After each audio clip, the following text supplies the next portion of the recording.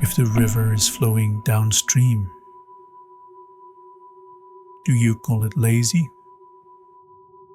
Do you try to push it uphill?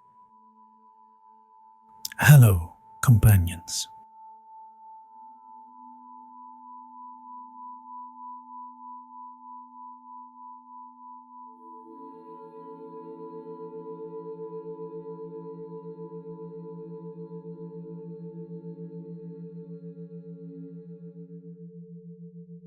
There's a river, endlessly flowing.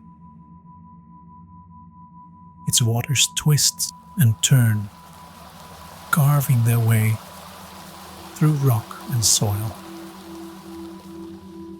tumbling over stones and pausing in still pools, rushing in cascades.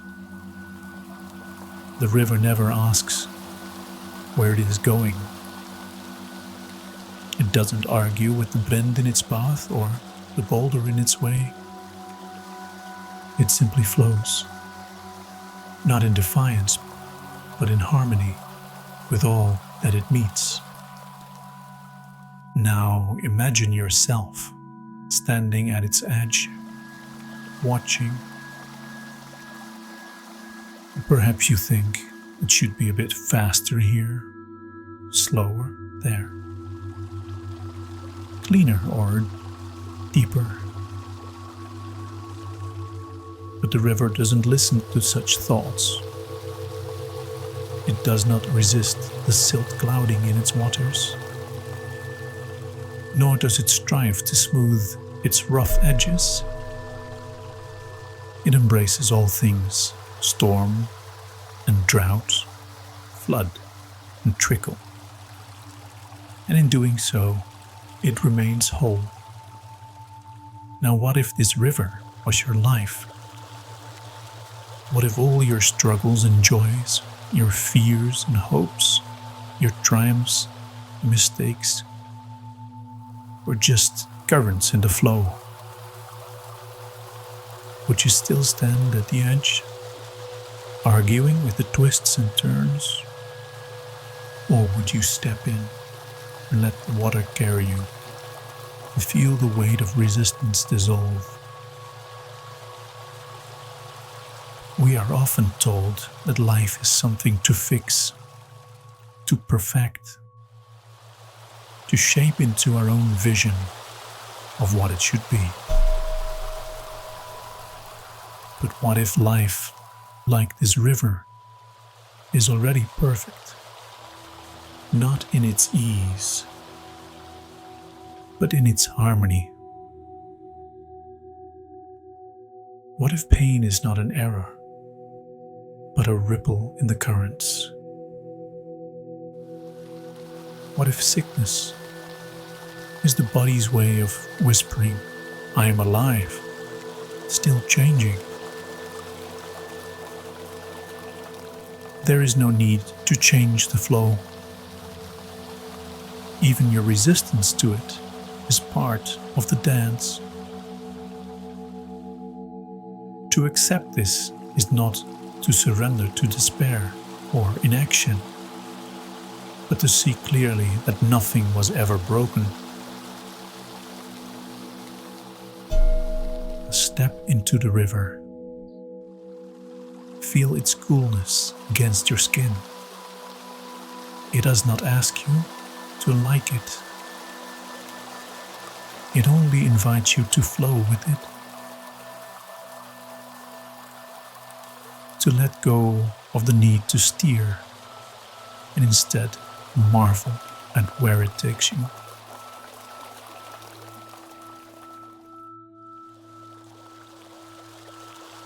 This is the quiet liberation. Not to escape the currents of life, but to opt to float with them. To stop calling them right or wrong, and to simply see them as what is. When you stop searching for the perfect stream, you realize you have been carried by it all along. When you stop fixing, when you let go of the endless push and pull, something unexpected begins to happen. The world, no longer a problem to solve, softens around you. Its edges blur, its sharpness fades, and in its place, a quiet intimacy unfolds. A subtle world that you had just forgotten how to see. The air on your skin feels alive, as though it recognizes you. The gentle weight of a breeze carries with it the scent of the earth, the hum of unseen life, and a whisper you cannot quite translate, but understand nonetheless.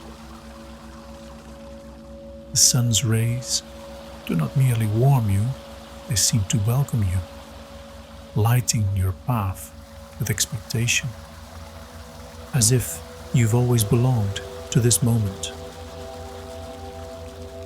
Birdsong, once background noise, becomes a melody composed just for you. Each note distinct, each call a conversation. And in listening you feel a thread of connection to the unseen singers. Their world, so different from yours, is not separate. It intertwines with yours in ways both subtle and profound. And then there are the people.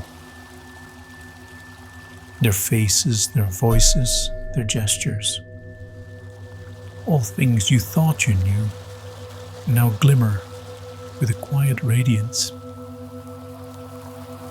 You notice the way someone's hand lingers on a table as they rise. A tiny pause in their breath just before they speak. The flicker of emotion in their eyes as they listen. These aren't flaws or imperfections. They are the shimmering threads that make them who they are. You see their self-proclaimed flaws, awkwardness, hesitation, and even anger, not as obstacles to connection, but as the very marks of their humanity. They are like rivers themselves, flowing with the currents of fear and joy, longing and love.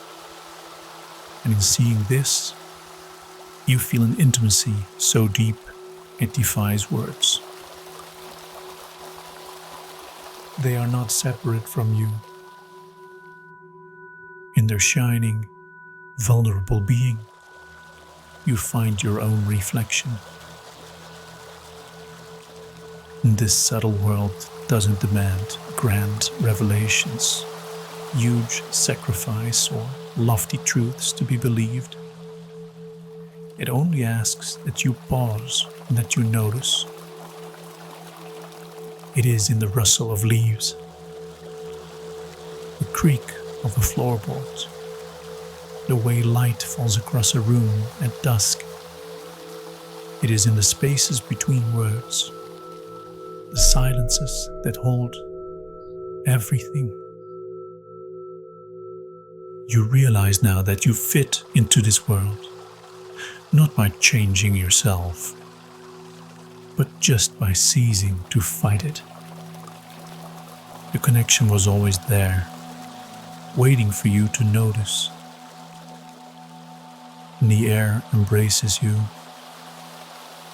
The sun delights in you.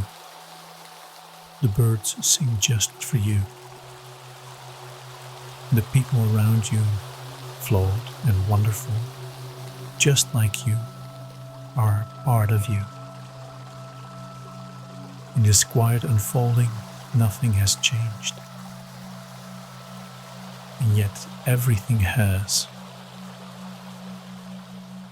You no longer have to strive to belong, because you see that you always have. The world in its infinite subtlety is perfect as it is, and so are you.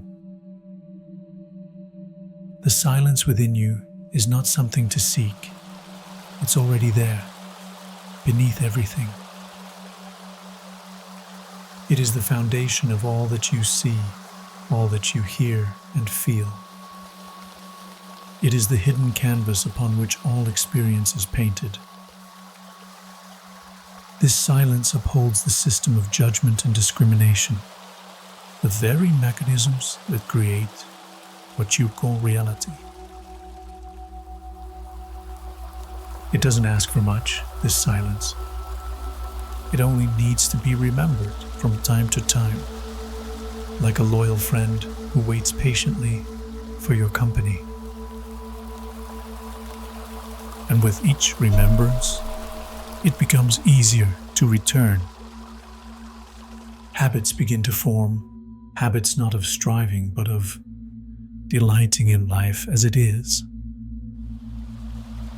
For some, this remembrance might come through sitting in meditation, doing absolutely nothing, not because they are forbidden from moving, but because they no longer feel the need to change anything. The mind, finally given permission to pause, gladly sets down its endless tasks.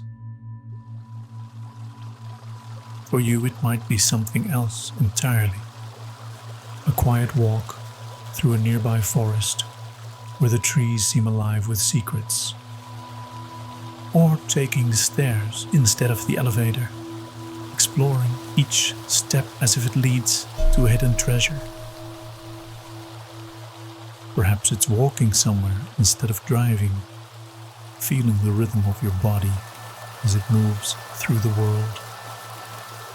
It might be just the simple pleasure of sitting in your favorite chair, music surrounding you like a soft embrace, or gently rocking yourself in a cozy corner, watching light play across the wall. Whatever it is that chooses you doesn't need to be grand. It only needs to be yours. And this practice, whatever form it takes, can be enhanced by one small thing: the breath. Feel it as it flows in and out, unhurried and steady, connecting your body to the world around you. The air you breathe is the same air that brushes the leaves, that fills the birds' lungs as they sing, and that carries the scent of the earth. By placing your attention here on the breath, you pull focus away from the endless cycle of fixing the world. This task, that thought, next worry, and you begin to flow more like the river, moving effortlessly through the landscape of your life, its ups and downs. In this subtle world, the inner silence is always present, waiting patiently beneath every sound, beneath every sensation, and beneath every thought. And as you learn to return to it again and again, you find yourself no longer fixing life, but flowing with it, no longer striving for peace, but discovering it was always here. This practice of flowing, of letting go, may feel like the most selfish thing that you could do. To indulge in moments of relaxation while the world seems to demand fixing, it feels almost like a betrayal. We've been so deeply conditioned by the urgency of media, of politics, and the endless need to govern and control, that even in rare moments of quiet joy, guilt creeps in. But here's the truth. The world was fine for billions of years before humans arrived. and before we appointed ourselves its governors. And it will continue to be fine, even if the human story collapses. Because what we often call saving the world is in reality an effort to save humanity, or more precisely, an attempt to feel better about our level of control. The urge to fix, to govern, is rooted in this addiction to control itself. Control is our antidote to fear. But the problems we identify are often born from the very solutions we created, the very control we exercised. Medicine grants us control over life's length, but not its quality. We have never achieved eternal youth, but instead we've created a society that is now overwhelmed by aging, with young people unable to bear the weight. Before that, we sought safety in states and nations, only to find ourselves locked in wars so vast they could annihilate all with the push of a button.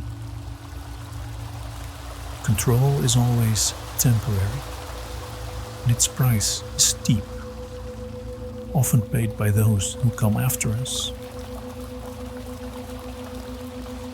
Yet flowing, simply flowing, is free. It asks nothing of you but trust. If you swim against the river, you will eventually find yourself downstream, exhausted and having added turbulence to the water. But if you flow, if you float, if you let go of the need to govern and to fix, you move with life itself, and you become an eager part of the harmony that has always been, the rhythm that carries all beings.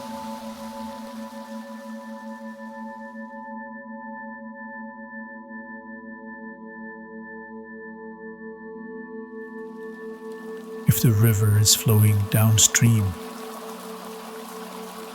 do you call it lazy? Do you try to push it uphill?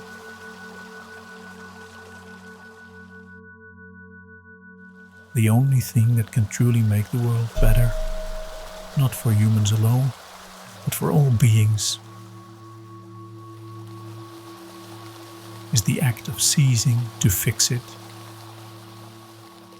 to let the river run as it will, and to trust that in flowing, you are already part of the solution. Thank you for joining in this reflection.